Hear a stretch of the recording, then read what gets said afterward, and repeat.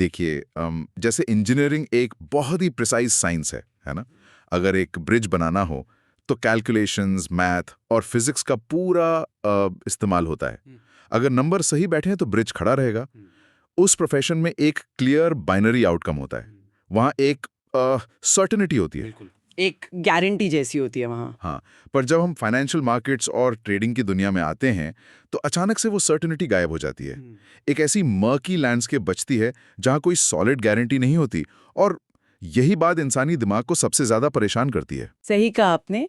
Market सिर्फ और सिर्फ प्रोबेबिलिटीज का गेम है, सर्टेनिटी या गारंटीज का नहीं। इंसान का दिमाग नेचुरली सर्टेनिटी पसंद करता है और डिस्कम्फर्ट से भागता है। और यही वजह है कि ट्रेडिंग एक ऐसी अजीब दुनिया है जहां इंसान का अपना ही दिमाग उसके खिलाफ खेलने लगता है। एक तरह से प्रोफेशनल ट्रेडिंग एक इंटेलेक्चुअल चैलेंज से ज्यादा एक साइकोलॉजिकल बैटल बन जाती है। ओके, लेट्स अनपैक दिस, क्योंकि आज हम इसी मडी वाटर को समझने के लिए अपने इस डीप डाइव में उन सोर्सेज के अंदर जा रहे हैं जिन्होंने प्रोफेशनल ट्रेडिंग के कोर कॉन्सेप्ट्स को डिफाइन किया है। हम बात कर रहे हैं जॉन एफ कार्टर की बुक मास्टरिंग द ट्रेड के 3rd एडिशन और उनके फेमस टीटीएम स्क्वीज इंडिकेटर की। हाँ, और ये बहुत ही इम्पोर्टेंट मटेरियल है अगर आप ट्रेडिंग को एक्चुअली समझना चाहते हैं। बिल्कुल, हमारा मेन मिशन ये समझना है कि एक एमेच्योर ट्रेडर और एक प्रोफेशनल ट्रेडर के बीच का असली डिफरेंस क्या होता है। और सबसे इंपॉर्टेंट बात, हम यहाँ सिर्फ कैंडलस्टिक चार्ट्स या सपोर्ट रेजिस्टेंस लाइंस की बात नहीं कर रहे हैं। असली फोकस उस ट्रेडर के माइंड पर है जो उस चार्ट को पढ़ रहा है। सही पॉइंट है। और ये फाउंडेशन सेट करना इसीलिए भी ज़रूरी है क्योंकि कार्टर अपनी किताब में एक बात बहुत शार्पली क्लियर करते हैं। सक्सेसफुल ट्रेडिंग एक बहुत लंबी जर्नी है, कोई आखिरी डेस्टिनेशन नहीं जहां एक दिन अचानक सब समझ आ जाएगा। मैं हमेशा मानती हूँ कि इंडिकेटर्स और सेटअप्स तब तक बिल्कुल बेकार हैं जब तक ट्रेडर को अपनी खुद की पर्सनालिटी न समझ आए। पर्सनालिटी से आपका मतलब उनके प्रेफरेंस कर्व्स और रिस्क एपेटाइट्स है, राइट? एग्जैक्टली। एक ट्रेडर का रिस्क लेने का एपेटाइट क्या है, ड्रॉडाउन सहने की इमोशनल कैपेसिटी कितनी है। जब तक इंसान खुद को नहीं समझता तब तक मार्केट को समझना टोटली इम्पॉसिबल है। तो यहाँ से एक बहुत ही डायरेक्ट सवाल उठता है, हम टूल्स और मार्केट इंडिकेटर से पहले साइकोलॉजी की बात क्यों कर रहे हैं? मतलब सोर्स मटेरियल इस पर इतना जोर क्यों देता है? क्योंकि कार्टर ने इस साइकोलॉजिकल ब्लॉक को एक बहुत ही इंटरेस्टिंग नाम दिया है, इनर डीमन। ये इनर डीमन दरअसल है क्या और ये इतना डेंजरस क्यों है? इनर डीमन बेसिकली वो आवाज है जो दिमाग के अंदर चलती है और किसी भी ट्रेडर को अपना ही बनाया हुआ ट्रेडिंग प्लान फॉलो करने से रोकती है। ओह, अच्छा, वो सेल्फ डाउट वाली आवाज। हाँ, वही। जब कोई ट्रेड चल रही होती है और प्राइस आपके अगेंस्ट जा रहा होता है तो प्लान कहता है कि यहाँ स्टॉप लॉस हिट हो गया है और पोजीशन कट करनी चाहिए। पर वो इनर डीमन कहता है कि थोड़ा और वेट कर लेते हैं, शायद प्राइस वापस घूम जाए, शायद अभी बाउंस आ जाए। ये होप और फियर का एक मिक्स है जो प्योरली लॉजिकल रूल्स को ओवरराइड कर देता है। राइट। और इस होप और फियर में फंसकर बिना किसी गेम प्लान के ट्रेड करने को कार्टर ने बहुत ही स्ट्राइकिंग एनालॉजी से समझाया है। उनका कहना है कि बिना प्लान के मार्केट में उतरना बिल्कुल वैसा ही है जैसे अमेज़न रिवर में अपनी कमर पर कच्चे गोश्त के टुकड़े यानी रॉ स्टेक्स बांधकर तैरने की कोशिश करना। बाप रे, ये तो बहुत ही एक्सट्रीम कंपैरिजन है। हाँ, या फिर मैनहट्टन में एक भयंकर थंडरस्टॉर्म के बीच सड़क के बीचों बीच खड़े होकर टैक्सी ढूंढना। मतलब नतीजा आगे से तय है, एक वायलेंट एंड होना ही होना है, बस वक्त की बात है। What's fascinating here is कि कैसे इंसान का दिमाग नेचुरली वही करता है जिससे मार्केट में उसको लॉस होता है। लेकिन रियलिटी में मार्केट ह्यूमन इमोशंस पर काम नहीं करता, वो सिर्फ सप्लाई और डिमांड के सिंपल रूल्स पर चलता है। तो इसमें इमोशंस का कोई रोल नहीं है बेसिकली? बिल्कुल नहीं। सोर्सेज में एक बहुत आसान पर आंखें खोलने वाला एग्जाम्पल दिया गया है। मान लीजिए कि किसी स्टॉक के फंडामेंटल्स बहुत स्ट्रांग हैं और न्यूज़ भी बहुत अच्छी है, पर अगर उस एग्जैक्ट मोमेंट पर मार्केट में 1.5 मिलियन शेयर सेल के लिए ऑफर हो रहे हैं और सिर्फ 50,000 बायर्स खरीदने के लिए खड़े हैं, तो वो स्टॉक क्रैश होगा ही होगा। बेसिक मैथ है डिमांड और सप्लाई की। एग्जैक्टली। ये कोई रॉकेट साइंस नहीं है। यहाँ किसी का पर्सनल ओपिनियन मैटर नहीं करता, सिर्फ प्योर सप्लाई और डिमांड डिक्टेट करती है कि प्राइस कहाँ जाएगा। मार्केट हमेशा राइट होता है। लेकिन एक सेकंड, अगर मार्केट प्योरली मैकेनिकल है तो एमेचर्स का बिहेवियर प्रोफेशनल्स के लिए एज कैसे बनता है? मैं इसलिए पूछ रहा हूं क्योंकि ट्रेडर मार्कस के रिव्यू में एक वॉल स्ट्रीट की बड़ी मशहूर कहावत दी गई है, amateurs make the openings, pros make the closings. Intraday trading के कंटेक्स्ट में इसका एग्जैक्ट मैकेनिक्स क्या है? देखिए, ये एक बहुत ही क्लासिक मार्केट बिहेवियर है। जब सुबह मार्केट ओपन होता है तो जो पहली वायलेंटली तेजी या गिरावट आती है वो अक्सर रिटेल इन्वेस्टर्स और एमेचर्स की पेंडिंग ऑर्डर्स की वजह से होती है। जो उन्होंने रात को न्यूज़ पढ़कर लगाए होते हैं। सही पकड़ा। वो लोग रात भर की न्यूज़ पढ़ते हैं, फियर या ग्रीड में आते हैं और ओपनिंग बेल बजते ही मार्केट ऑर्डर्स लगा देते हैं। इस पैनिक की वजह से प्राइस कल की क्लोजिंग से बहुत ऊपर या नीचे खुलता है, जिसे हम गैप कहते हैं। पर जो प्रोफेशनल वॉल स्ट्रीट प्रोज हैं वो इस इमोशनल पैनिक को फेड करते हैं। फेड करने का मतलब उस ट्रेंड के ऑपोजिट जाना, राइट? हाँ, फेड करने का मतलब है उस ओवरब्लोन ट्रेंड के खिलाफ ट्रेड लेना। उन्हें मालूम है कि ये सुबह का गैप पूरी इमोशंस पर बेस्ड है, तो वो एमेचर्स के उस इनर डीमन का फायदा उठाते हैं और दिन के आखिर तक यानी क्लोजिंग तक प्राइस को वापस उसके रैशनल लेवल पर पुल कर देते हैं। वाओ, जिसका सीधा सा मतलब ये हुआ कि प्रोफेशनल्स बेसिकली उन्हीं लोगों के खिलाफ पैसे बना रहे हैं जिनका दिमाग उनके कंट्रोल में नहीं है। हाँ, तो जब ये इनर डीमन पूरी तरह हावी हो जाता है तो उस पॉइंट पर एक अकाउंट कैसे ब्लो अप होता है, क्योंकि बुक पॉइंट आउट करती है कि कंसिस्टेंट लूजर्स लगभग हमेशा एक ही जैसी पैटर्न वाली गलतियां करते हैं। इसका बिल्कुल एक सेट पैटर्न होता है फेलियर्स का। पहली गलती होती है ओवर ट्रेडिंग, दिन में 20 बेकार ट्रेड्स लेना जहां कोई सेटअप नहीं बन रहा। दूसरी गलती लॉस के डर की वजह से एक्सट्रीमली टाइट स्टॉप लॉसेस लगाना। अगर स्टॉप लॉस इतना टाइट है कि मार्केट की नॉर्मल सांस लेने की जगह भी नहीं बची तो ट्रेड हमेशा लॉस में ही कटेगा। हाँ, थोड़ा विगल रूम तो देना पड़ता है। बिल्कुल। और तीसरा और सबसे बड़ा रीजन है एक्सेसिव लेवरेज, अपने अकाउंट कैपिटल के कंपैरिजन में कहीं ज्यादा बड़ा रिस्क लेना। Here's where it gets really interesting. Carter ने सोर्सेज में ये पॉइंट आउट किया है कि ट्रेड साइज बड़ा होने का सिर्फ फाइनेंशियल इम्पैक्ट नहीं होता, एक बहुत क्लियर फिजिकल सिम्टम भी होता है।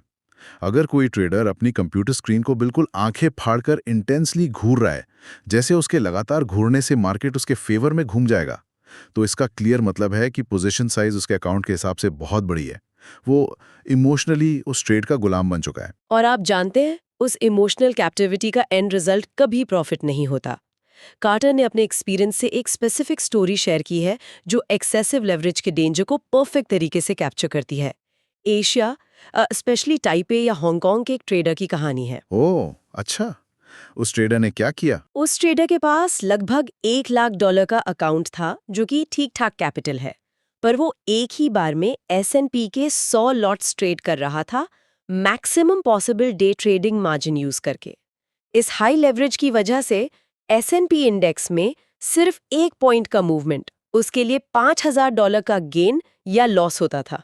ओ तेरी, मतलब एक छोटा सा मूव और इतना बड़ा पैसा दांव पर लगा था। हाँ, एक दिन उस ट्रेडर ने 5 पॉइंट्स बनाए, यानी एक दिन में $25,000 का प्रॉफिट। जो कि सुनने में बहुत ही मैसिव और अल्योरिंग लगता है। $25,000 एक दिन में, तो लगता होगा कि बस सक्सेस मिल गई अब तो। वहीं तो ट्रैप है ना। अगले ही दिन उसने 7 पॉइंट्स लूज कर दिए। अब मैथ्स लगाइए, मार्जिन इतना एक्सट्रीम था कि एक 7 पॉइंट के ड्रॉडाउन ने उसका पूरा $1 लाख का अकाउंट जीरो कर दिया। वो पूरी तरह ब्लो अप हो गया। बाप रे, सिर्फ एक बड़ा सेटअप या एक बड़ा डे ने सब कुछ खत्म कर दिया। यही डेंजर है लेवरेज का। और उस अकाउंट ब्लो अप होने के बाद एक और साइकोलॉजिकल ट्रैप शुरू होता है, जिसको Carter the never ending tweak कहते हैं। होता क्या है कि एक सॉलिड सेटअप फेल होने पर ट्रेडर का दिमाग लॉस को प्रोबेबिलिटीज का हिस्सा मानने से इनकार कर देता है। हाँ, वो अपने टूल को ही ब्लेम करने लगता है ना। एग्जैक्टली। इनर डेमन बोलता है कि अगर तूने चार्ट पर MACD फिल्टर लगाया होता तो ये लॉस नहीं होता। फिर ट्रेडर अपना ओरिजिनल सेटअप बदल देता है। अगली बार लॉस होता है तो वो मूविंग एवरेज बदल देता है। वो कॉन्स्टेंटली इंडिकेटर बदलता रहता है, जबकि प्रॉब्लम इंडिकेटर में नहीं, उसके एग्जीक्यूशन में होती है। सही पकड़ा आपने। उस फेज में ट्रेडर प्रॉब्लम ढूंढने के लिए पूरी दुनिया देख लेगा, पर अपने दिमाग को ठीक नहीं करेगा। इसलिए कार्टर समझाते हैं कि कंसिस्टेंट इनकम कमाने से पहले हर ट्रेडर को एक डिफेंसिव फेज से गुजरना पड़ता है। Learning how not to lose. पहले बचना सीखो, फिर कमाना सीखो। बिल्कुल। पहले ये सीखना होता है कि लॉसेस को छोटा कैसे रखें। उन्होंने एक मिलिट्री जनरल का रेफरेंस दिया है जो कहते हैं कि रिट्रीट एक परफेक्टली लेजिटिमेट मिलिट्री टैक्टिक है। यानी बैटलफील्ड से पीछे हटना हमेशा हार नहीं होती। बिल्कुल नहीं। अगर एक ट्रेड प्लान के मुताबिक परफॉर्म नहीं कर रहा, तो एक स्मॉल लॉस लेकर मार्केट से बाहर निकल आना असल में एक बड़ी जीत है। क्योंकि अगर वो स्मॉल लॉस आपको एक मैसिव अकाउंट ब्लोइंग लॉस से बचा रहा है, तो आप अपने कैपिटल को प्रिजर्व कर रहे हैं। और ट्रेडिंग में री एंट्री हमेशा एक छोटी सी ब्रोकरेज कमीशन दूर होती है। तो रूल्स बहुत क्लियर हैं कि कैपिटल प्रिजर्वेशन इज प्रायोरिटी। अब मान लीजिए कि साइकोलॉजी ठीक है, कैपिटल प्रोटेक्टेड है, तो अब ऑफेंसिव मोड में आते हैं। मार्केट में एक्चुअली ट्रेड्स और ऑब्जेक्टिव अपॉर्चुनिटीज ढूंढने कैसे? यहां हम आते हैं उन सोर्सेज पर जो कार्डा के सिग्नेचर टेक्निकल टूल को एक्सप्लेन करते हैं, द TTM स्क्वीज। लेकिन आगे बढ़ने से पहले मुझे इसकी एक डीपर क्लैरिटी चाहिए। ये टूल टेक्निकली काम कैसे करता है? सिर्फ ये नहीं कि स्क्रीन पर क्या दिखता है, बल्कि इसके पीछे का मैकेनिज्म क्या है? द TTM स्क्वीज दरअसल दो अलग-अलग टेक्निकल इंडिकेटर्स का एक बहुत ही स्मार्ट कॉम्बिनेशन है। पहला कंपोनेंट है Bollinger bands. Bollinger bands market की स्टैंडर्ड डेविएशन या आसान शब्दों में कहें तो वॉलेटिलिटी मेजर करते हैं। जो प्राइस के ऊपर और नीचे मूव करते हैं। हाँ, वही। जब मार्केट में कोई बड़ी न्यूज़ या मोमेंटम नहीं होता, तो ये बैंड्स सिकुड़ जाते हैं, नैरो हो जाते हैं। दूसरा कंपोनेंट है केल्टनर चैनल्स, जो एक एवरेज प्राइस रेंज मेजर करता है और नेचुरली बॉलिंजर बैंड से थोड़ा कम सेंसिटिव होता है। TTM स्क्वीज की कंडीशन तब बनती है जब मार्केट की वॉलेटिलिटी इतनी ज़्यादा गिर जाती है कि बॉलिंजर बैंड्स पूरी तरह से केल्टनर चैनल्स के अंदर घुस जाते हैं। तो अगर मैं इसको अब दिमाग में विजुलाइज करूं, तो ये कुछ वैसा ही है जैसे एक प्रेशर कुकर की सीटी बजने से पहले की कंप्लीट शांति। बाहर से सब शांत लग रहा है, मूवमेंट रुक गई है, पर अंदर एक बहुत बड़ा दबाव बन रहा है। एनर्जी कॉइल हो रही है, बस अभी सरफेस पर दिख नहीं रही। ये प्रेशर कुकर वाली एनालॉजी स्पॉट ऑन है। मार्केट हमेशा एक्सपेंशन और कॉन्ट्रैक्शन के फेजेस में घूमता है और स्क्वीज के दौरान जो हो रहा होता है वो दरअसल स्मार्ट मनी या इंस्टीट्यूशंस का काम होता है। अच्छा, वो बड़े प्लेयर्स एक्यूमुलेट कर रहे होते हैं। एग्जैक्टली बड़े प्लेयर्स धीरे धीरे अपनी पोजीशंस एक्यूमुलेट कर रहे होते हैं, पर वो वॉल्यूम इतना स्प्रेड आउट होता है कि प्राइस में बड़ी हलचल नहीं होती, इसलिए वॉलेटिलिटी लो रहती है। जब ये स्क्वीज बन रहा होता है तो चार्ट पर इंडिकेटर एक रेड डॉट शो करता है। इसे कहते हैं स्क्वीज ऑन। मतलब दबाव पूरी तरह से बन रहा है। हाँ, और जब एक पॉइंट के बाद प्रेशर रिलीज होता है और वो बॉलिंजर बैंड्स वापस एक्सपैंड होकर केल्टना चैनल से बाहर निकलते हैं, तब इंडिकेटर पर ग्रीन डॉट आता है। इसे स्क्वीज फायर्ड कहते हैं। इसका मतलब है दबाव फट चुका है और अचानक से बड़ी वॉलेटिलिटी आने वाली है। So what does this all mean? अगर मैं अपनी स्क्रीन पर वो ग्रीन डॉट देख रहा हूं, तो मेरे दिमाग में सबसे बड़ा डाउट यही आएगा कि क्या इंडिकेटर डायरेक्शन की भी गारंटी दे रहा है? क्या ग्रीन डॉट आने का सीधा मतलब है कि अब प्राइस 100% ऊपर की तरफ ही बढ़ेगा? ये बहुत ट्रेडर्स की एक कॉमन और महंगी गलतफहमी है। स्क्वीज का ग्रीन डॉट सिर्फ और सिर्फ वॉलेटिलिटी के एक्सपेंशन की प्रिडिक्शन करता है। वो सिर्फ ये बता रहा है कि एक बड़ा वायलेंस मूव आने वाला है, पर डायरेक्शन किस तरफ होगी, ऊपर या नीचे, ये स्क्वीज डॉट्स खुद नहीं बताते। ओह, तो फिर उसकी डायरेक्शन कैसे पता चलती है? उसकी डायरेक्शन डिसाइड करने के लिए इंडिकेटर का तीसरा कंपोनेंट यूज होता है, जिसे मोमेंटम हिस्टोग्राम कहते हैं। वो बार चार्ट जो एक सेंटर जीरो लाइन के आसपास ऊपर नीचे बनता है। सही कहा। अगर वो हिस्टोग्राम जीरो लाइन से ऊपर है और उसकी हाइट बढ़ रही है, तो इसका मतलब पॉजिटिव मोमेंटम है और ज्यादा प्रोबेबिलिटी यह है कि ब्रेकआउट ऊपर की तरफ होगा। अगर जीरो से नीचे है और डीप जा रहा है, तो बेरिश ट्रेंड का ब्रेकआउट होगा।